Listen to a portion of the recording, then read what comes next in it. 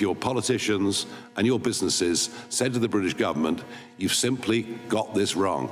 At what point did we become North Korea? Well, I think the Irish comedy writer found that out 2 days ago at Heathrow Airport. This is a genuinely worrying, concerning and shocking situation. Let's talk about Nigel Farage. He's compared the UK to North Korea. And that's a big problem, folks. I mean, that is huge. You know how North Korea really work?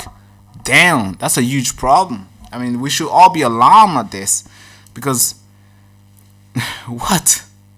North Korea is a crazy country. Of course, there's a lot of things that we don't know, and there's a lot of things that has been pushed by the media that we might not be able to verify. But we all know one thing for sure: they do not have freedom of speech. They do not have freedom of movement. If you look at North Korea, when you zoom in, when you go into the map and you zoom into North Korea, almost they have these things where they got all these fake statues around where people go and like literally worship the leader of the country, Kim Jong-un. Like the workers are like they have no say where they go to work. You know, here where we have the freedom where kids can wake up and be like, oh, my dream is to be a footballer, or my dream is to be an astronaut, my dream is to be a YouTuber, sensation, and be out there with the KSI and be out there with all these big guys. We have that freedom here where you can pursue what you want, right? But in North Korea, they don't have that. You wake up, let's say you're 45 years old, and the government will be like, all right, you are one of the lowest guys, so we're going to promote you, and we're going to give you a house on the north side of the country. You're going to be working in this mine, whatever that needs to be done. And you can't say, no, I resist. Because you have nothing. You have to go. That's North Korea's like. And their country's all fortified with big fence where you can't escape. It's not like you can run somewhere. It's not like you're going to dig and like come out to South Korea. No. They're fully fortified, fence, heavy. You can't go nowhere. That's North Korea. And that's what Nigel Farage has compared us. So you can tell we are really, really bad. And this guy probably has some inside information of how bad it really is that the media don't report. So if Nigel Farage is comparing it to North Korea, that's a big problem. I want to show you the his full speech on this. At what point we became North Korea, it's alarming to everybody. So watch this careful. I'm delighted to reacquaint with the charming Mr. Raskin. Delightful testimony you gave me earlier on with your speech. But hey, that's fine. You can say what you like. I don't care. Because that's what free speech is. And in a sense, this has all been going wrong now for a couple of decades. We've kind of forgotten the Voltairean principles that we'll fight and defend to the death your right to say something that we fundamentally disagree with. That is the absolute foundation, if you think about it, of free speech, of democracy, of living in freedom. It's kind of why we fought 2 world wars at massive, massive cost to defend that very principle for ourselves and for many, many others around the country. And I first became worried about all this with cancel culture. You know, the idea that we can't have this speaker go to a university because some people might be offended by what he or she have to say. It is important to note that there is not a parent in the United Kingdom, and I would guess it's the same for America too, that is not concerned about content their children as minors can find on the internet. Not a single parent that is not concerned about this. But at the moment, we're not finding the right solutions. I do myself begin to think that hardware might be one of the solutions.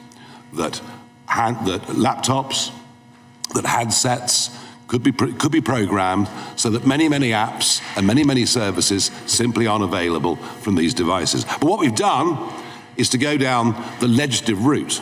And it's extraordinary that, you know, I come from the land of Magna Carta, I come from the land that gave us the mother of parliaments, and it doesn't give me any great joy to be sitting in America and describing the really awful authoritarian situation that we have now sunk into. JD Vance did us all a service at the Munich Security Conference back in February this year. He really got this debate up and running, and it's a vital one. We've run on since then. The Online Safety Act was put in place by the last Conservative government. I don't doubt for a minute they're good intentions, but sometimes the road to hell is paved with those good intentions. And we are now where we are. We have a couple of very famous cases. We, of course, have Lucy Connolly, who put out an intemperate tweet after the savage murder of those 3 beautiful young girls, she herself, a mother who had lost a child. It was intemperate, it was wrong, but she removed it 3.5 hours later, sentenced to 31 months in prison. She's now out, having served 40% of the time. I wanted to bring her with me today as living proof of what can go wrong. Sadly, the restrictions that have been put on her banned her from making the trip, which is a very, very great shame. And we, of course, have the extraordinary events that we understood yesterday of Graham Linehan, the comedic writer, and he put out some tweets months ago when he was in Arizona, and months later he arrives at Heathrow Airport to be met by 5 armed police. Armed police, not a big deal in the USA, a very big deal in the United Kingdom. 5 of them. And he was arrested and taken away for questioning. He's not even a British citizen. He's an Irish citizen. This could happen to any American man or woman that goes to Heathrow, that has said things online, that the British government and it is a potentially big threat to tech bosses, to many, many others.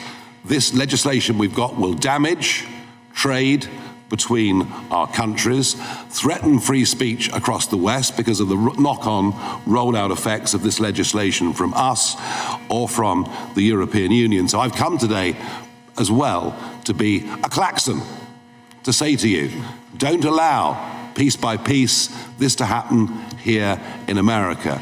And you would be doing us and yourselves and all freedom-loving people a favor if your politicians and your businesses said to the British government, you've simply got this wrong. At what point did we become North Korea? Well, I think the Irish comedy writer found that out 2 days ago at Heathrow Airport. This is a genuinely worrying, concerning, and shocking situation, and I thank you for the opportunity to come here today. Thank you, Mr. Well said. Thank you, Mr. Farage. I'm delighted to reacquaint with the charming Mr.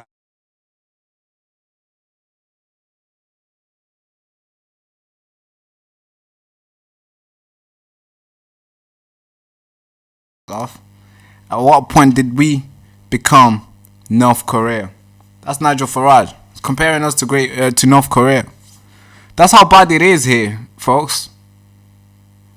This guy is leading to become the next prime minister, and is comparing us to North Korea. And I'm not saying it as like a way to criticize him. I'm saying it in a way where how far we've swing, how far we are. Man, it's gonna be a heavy battle to push this rock back over the side of the rock, the hill. It's going to be very hard to push that rock back over. Because, hey, North Korea, man, that's a dangerous country, man. Kim Jong-un, yeah, he looks soft and he looks like a teddy bear and stuff. Respectfully, of course. He looks nice and, he looks like harmless and stuff. But, you don't mess around with him. You don't. So if we are like his country, then, hey, K-Starmer has been following his masters very well, because I'm sure all this is intentionally. I'm not saying we're here because of incompetent or mismanagement type of situations. No, we're here because they want us to be here. We're here because they push this legislation to get us here, where you can tweet and you'll be met with hundreds of police to put you in jail. If you were to say anything about trans, if you were to say anything about anything, illegal migrant or anything, protest, whatever, they will meet you at the airport, when you're going out or when you're coming in. And it doesn't matter where you tweet it. If If you're in the United States and you're trying to embrace and express and use the First Amendment right, and you want to use that and be happy with it and just tweet and be like, yeah, my tweets are protected by the First Amendment. No, when you come to the United Kingdom, we meet you over here with Starmer Amendment, where we just jail you straight away. And of course, the comedian is fighting back. He's out there, going out there and fighting back. So I want to see how that will unfold. But yeah, that's where we are now, where we are being compared to North Korea. Yeah, that's a big problem, folks. It is. Just a quick pause, guys. I need your help. We need your help. Because this machine have tried everything. They've deplatformed us once. They've shadow banned us, as you can see from the views. Blacklisted us, and the channel remains demonetized. You want to know why? Because we report on something that they don't want you to know. But guess what? We're still here. We're still standing, broadcasting. Raw, unfiltered truth. Right through the technocrat machine that they want you to live in. They want your system. They want everybody to live in this machine, so then they can surveil and control and see what you're saying, see what you're not saying. But we resist that. But I have to be honest with you. Yeah, we are running a little bit thin, and we need your help to keep this channel alive. Because the bills, they can't pay themselves, as we already know it. The system, the server, the little crew that we got, the little studio that we have right now, it's all powered by you. All the donation that we get, it keeps this alive. It keeps the crew alive. And yes, I get it. They want to silence us. They want to shut down the show. Because, yeah, it's the last firewall between you and the psychological warfare that they call news. Because we tell the truth. We don't control the news. We give it to you raw, and you make your own decision with it. But here's the good news though, because there's many of us than them. Because we got a lot of freedom-loving warriors here listening to us like you. So I'm asking you, every listener who can chip in a few quid a month or once, not only gonna make us survive, but expand the team and expand the mission. So I'm asking you to keep us on air, keep the mission alive, and keep this voice on chain. Not just my voice, many other people who are asking for help too. So if you're able to, if you can, go to the link in the description, the first link in the description, just leave something, leave a donation. It could be 50p, it could be £50, 500, it could be anything. We appreciate it. And I want you to know this is not charity, this is a resistance. We're not here to beg, we're here to fight, as you already been seeing us fight.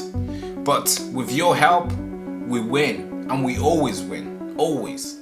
Let's get back into the video. Attention, attention, attention. This is not just a normal t-shirt. This is your battle armor in this war against lies and manipulation and deception. And when you wear this t-shirt, you are not just making a statement. You are drawing a line in the sand. And you're saying, I will not be silenced, I will not be bought, and I will not be steered. Every thread in this t-shirt, screams defiance. Every letter of I found the truth, not propaganda. Or maybe every letter of the nation needs to know is a rally cry out for independent thinkers, disruptors, the people who refuse to bend to the mainstream media narrative. We need your fund, and this is your chance to stand up, to speak out and fund the fight for the truth. Don't just wear it like a regular t-shirt. You have to live it. The nation needs to know you're gonna live it. Yes, please. I need you to fuel the resistance. Be the reason why the truth survive in this country. Please get yours at thebarakashow.com. And thank you so much for keeping us on air.